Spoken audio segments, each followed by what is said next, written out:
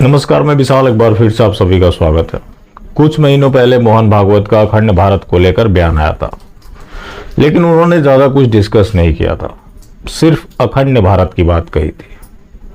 अब आप अखंड भारत की बात करेंगे तो हिस्सा बहुत बड़ा हो जाता है। अब जो मनोहर लाल खट्टर ने बयान दिया, थोड़ा सा उन्होंने क्लैरिफिकेशन दिया कि जैसे ईस्ट एंड वेस्ट जर्मनी एक साथ हो सकते हैं, तो भारत, पाकिस्तान और बांग्लादेश एक साथ क्यों नहीं हो सकते।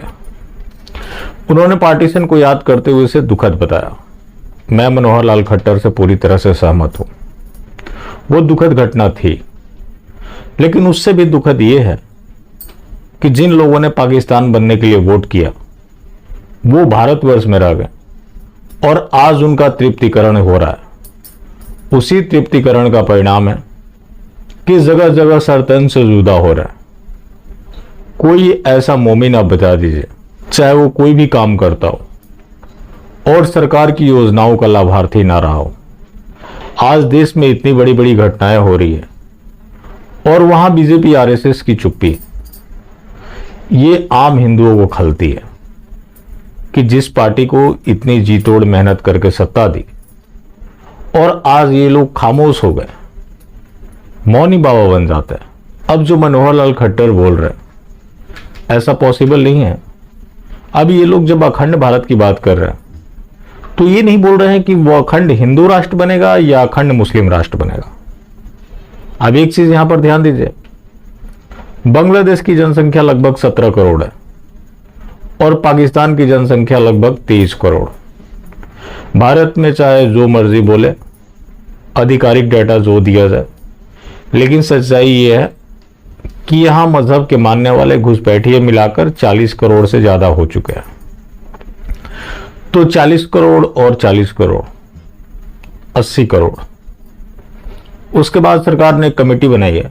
वो कमेटी एग्जामिन कर रही है कि जिन लोगों ने अपना धर्म छोड़ भी दिया है, बेशक उन्होंने मजहब को स्वीकार कर लिया हो, उनको भी आरक्षण का लाभ दिया जाएगा। अगर ऐसा होता है तो फिर भारत तो अखंड इस्लामिक राष्ट्र बनेगा। बेशक ये लोग बयान दे रहे हैं, हो सकता है कि इनकी मंशा भी हो, बिना मंशा के कोई बयान नहीं देता, लेकिन ये लोग क्लैरिफिकेशन नहीं दे रहे कि ये किस तरह का अखंड भारत बनाना चाहते हैं। लेकिन जो दिख रहा है उससे तो यही स्पष्ट है कि ये अखंड इस्लामिक राष्ट्र बनेगा। पहली बात कि ये पूरी तरह से हाइपोथेटिकल है कि पाकिस्तान और बांग्लादेश भारत के साथ आ सकते हैं, एक शर्त पर, मजहब के नाम पर, क्योंकि मजहब के नाम पर कोई बटा हुआ नहीं है। तो हो सकता है कि वो साथ आए और भारत अखंड इस्लामिक राष्ट्र बन जाए।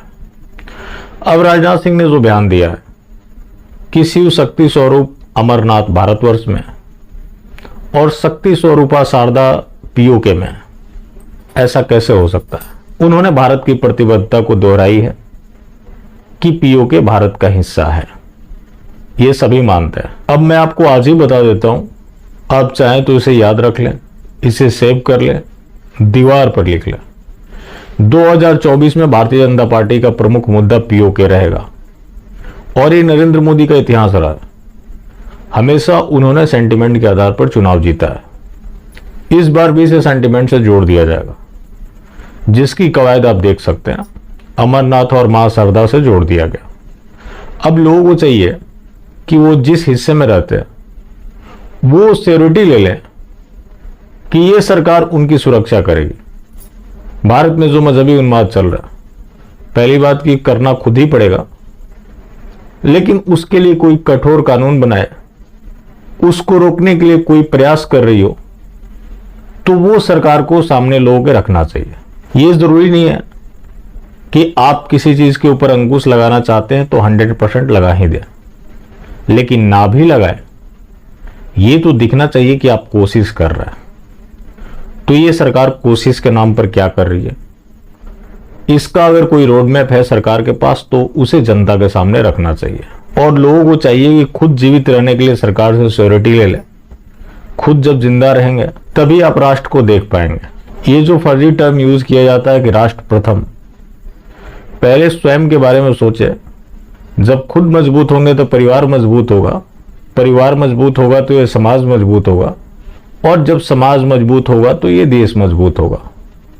वरना जब राष्ट्रवाद की बात होती है तो ज्यादातर लोग वैसे ही मारे जा रहे हैं जो कि बड़े वाले राष्ट्रवादी है, सिर्फ बोलने के लिए, असल में नहीं। बात जिस राष्ट्रवाद की होती है, तो क्या कश्मीर से जिन हिंदुओं का पलायन हुआ वो राष्ट्र विरोधी थे? वो भी पूरी तरह से राष्ट्रवादी थे। इतना झेलने के बाद भी उन्होंने हथियार नहीं उठाया। आज भी अपने ही देश में वो शरणार्थी बनकर है। तो कानून, संविधान, ये देश सब कुछ है, लेकिन उनका सब कुछ लूट गया। वो अपने पैतृक घर पे भी नहीं जा सकते, उसके ऊपर कब्जा हो रखा है। तो पहले लोगों को चाहिए कि सरकार से श्योरिटी ले ले कि जहां वो है वहां उनको सुरक्षित रखने के लिए सरकार कौन सा प्रयास कर रही है।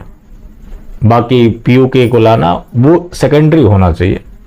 पहले जो भारतवर्ष में आज है वो कितना सुरक्षित है और उसको सुरक्षित रखने के लिए सरकार क्या कर रही है, इस प्लान के साथ सरकार को लोगों के पास जाना चाहिए।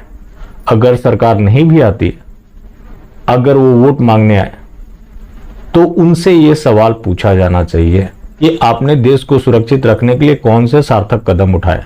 और जिस दिन इस तरह के सवाल होने लगे, ऑटोमेटिक लोगों के अनुसार काम होने लगेंगे। वरना नेताओं के पीछे घूमने की जो टेंडेंसी है, ये चले जाएंगे, वो आ जाएंगे, तो इससे ग्रसित रहें और पीसते रहें।